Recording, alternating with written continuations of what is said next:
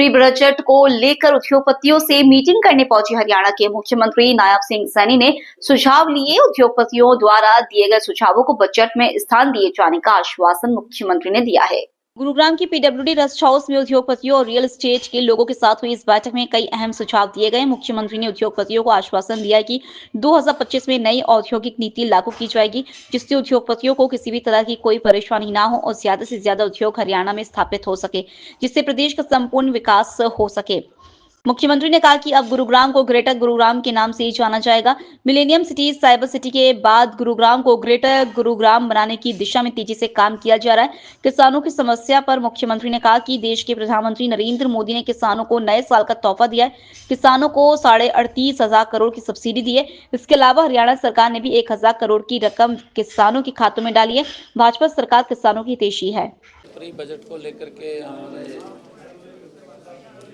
सभी गुरुग्राम के प्रमुख इंडस्ट्रियलिस्ट उनके और डिक्की और उसके साथ रियल एस्टेट के साथ साथ और जो गणमान्य लोग जो इंडस्ट्रीज के अंदर काम कर रहे हैं, ऐसे सब लोगों के जो उनकी यूनियंस थी, उन सब से हमने बात की। उनके सुझाव आए हैं, अच्छे सुझाव उन्होंने दिए हैं, क्योंकि ये छठा प्री बजट कंसल्टेशंस ये अलग अलग क्षेत्र के अंदर हमारा रहता है और इसके अंदर हमने आज ये इंडस्ट्रियल्स और रियल एस्टेट्स के लोगों से आज बात किया है कि उनके क्या क्या सुझाव इसके अंदर हो सकते हैं। अच्छे सुझाव उन्होंने दिए हैं और हरियाणा प्रदेश एक विकसित हरियाणा बनने में और हमारे यहाँ पर अच्छी संख्या में इन्वेस्टर्स के लिए लोग आएँ, उसके लिए हमने उनसे सुझाव लिए थे और हमने कहा कि हम 2025 में एक न्यू इंडस्ट्री पॉलिसी वो भी हम लेकर के आ रहे हैं, ताकि और ज़्यादा इन्वेस्टर्स हरियाणा के अंदर आ सकें। और हमने अपने संकल्प पत्र में भी कहा है कि हम 10 जिलों के अंदर IMT हम बनाने वाले हैं, उसको लेकर के भी बजट के अंदर हमने सुझाव लिए हैं और लोगों के सुझाव जो हमारे पास आए हैं उनको हम इस बजट के अंदर शामिल करते हुए, ताकि प्रदेश को उसका लाभ मिले और लोगों का जो सुझाव आए हैं उनको भी उसका लाभ मिले, उसको हम करने वाले हैं। सर, प्रधानमंत्री नरेंद्र मोदी ने देश के किसानों को तोहफा दिया है, हरियाणा के किसानों को। हाँ, कल नव वर्ष के ऊपर देश के यशस्वी प्रधानमंत्री नरेंद्र मोदी जी ने, क्योंकि आज तक इस प्रकार की, क्योंकि मैं ये मानता हूँ एक्चुअल में कांग्रेस पार्टी ने किसानों के साथ धोखा किया है। कांग्रेस पार्टी ने किसानों का शोषण किया है और हम ये मानते हैं कि कांग्रेस के समय के अंदर हमारे जो उर्वरक हैं उनके दाम बढ़ गए थे, चाहे DAP है, यूरिया है, परंतु उसके दाम कम नहीं हुए, वो उसका वजन किसान के ऊपर पड़ा है। आदरणीय मोदी जी ने कल भी बैठक करके जो DAP और यूरिया के दाम बढ़े थे पिछले दिनों, पीछे भी सब्सिडी दी थी और कल भी 38,500 करोड़ रुपए की सब्सिडी का ऐलान किया है। हम स्वागत करते हैं, इसका हमारे किसानों को बड़ा लाभ वो मिलेगा, उनके ऊपर कोई दबाव नहीं पड़ेगा, उसके खर्चे कम होंगे, उसकी इनकम बढ़ेगी, उसकी पैदावार ज़्यादा होगी। और ये चिंता अगर कोई कर सकता है तो नरेंद्र मोदी जी जैसा व्यक्ति ही चिंता कर सकता है कि हमारा किसान सशक्त और मजबूत होना चाहिए। आदरणीय प्रधानमंत्री जी ने इस बात को लेकर के भी कहा था कि हमने 4 स्तंभ के ऊपर काम करना है देश के अंदर।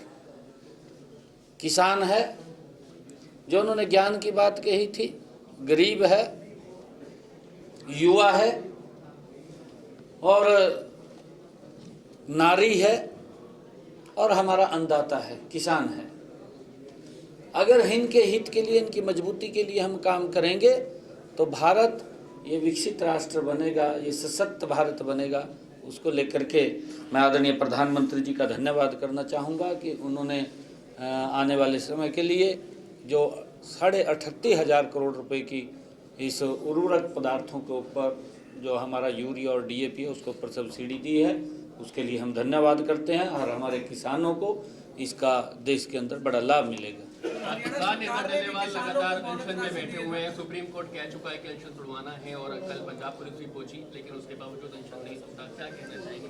माननीय सुप्रीम कोर्ट ने एक कमेटी का गठन किया हुआ है और कमेटी भी वो संपर्क में है और पंजाब सरकार को कहा है कि आप उसको देखिए, उनसे बातचीत कीजिए। और हम ये मानते हैं कि हमने हरियाणा के अंदर किसान की 100% फसल एमएसपी पर खरीदने का निर्णय किया है। अन्य चाहे पंजाब के हैं, किसानों को वहाँ दिक्कत आ रही है, वहाँ की सरकार ज़रूर उनसे बात करे, उनको इस बात का आश्वासन दे कि वहाँ के किसान की फसल को एमएसपी पर खरीदेंगे। सर, हरियाणा सरकार ने भी नए साल पर किसानों को बोनस राशि दी है, कैसे देखते हैं सर? नए साल से किसानों से शुरुआत की हरियाणा सरकार ने। देखिए, क्योंकि धान की फसल के कारण जिस प्रकार से बरसात कम हुई थी और हमारे किसान का खर्चा ज़्यादा हो गया था, उस खर्चे को कम करने के लिए प्रति एकड़ 2,000 रुपये वो बोनस के रूप में किसान के खाते के अंदर पहुंचाया है। लगभग 1,000 करोड़ के करीब में ये किसान के खाते के अंदर गया है, क्योंकि हमारी सरकार किसान हित के लिए, किसान की मजबूती के लिए निरंतर काम कर रही है और आगे भी करती रहेगी। ये क्योंकि कहीं पर भी अगर कोई दिक्कत परेशानी आती है, जैसे अभी बेमौसमी ये बरसात हुई है और बरसात के अंदर ओलावृष्टि हुई है, ओलावृष्टि के कारण कुछ हमारी फसलों को नुकसान हुआ है। हमने पोर्टल को उसको खोला है ताकि लोग जो उनका खराबा हुआ है, क्षतिपूर्ति पोर्टल को हमने खोला है, उसके ऊपर रजिस्ट्रेशन कर सकें और उसका खराबे का मुआवजा पिछले दिनों भी सरकार ने लगातार पिछले 10 वर्षों के अंदर अगर हम बात करें 13,500 करोड़ रुपया किसान के खाते के अंदर हमने उनके खराबे का पहुंचाया है और आगे भी अगर इस प्रकार की कोई प्राकृतिक आपदा आती है उसके लिए सरकार तक। हाँ, देखिए, हमारा गुरुग्राम गति से आगे बढ़ रहा है और इसके अंदर इंफ्रास्ट्रक्चर को लेकर के जो भी यहाँ पर सुविधाओं की बात है उसको सरकार तत्परता से कर रही है। मेट्रो का भी मैंने पिछले दिनों यहाँ पर बैठक लिया था कि यहाँ इंटरनल जो मेट्रो उसकी हमने पूरी तैयारी कर ली है। लगभग 1 मई को हम यहाँ उसका भूमि पूजन वो करेंगे ताकि यहाँ के लोगों को जो ट्रैफिक का जाम है उससे सुविधा मिल सके।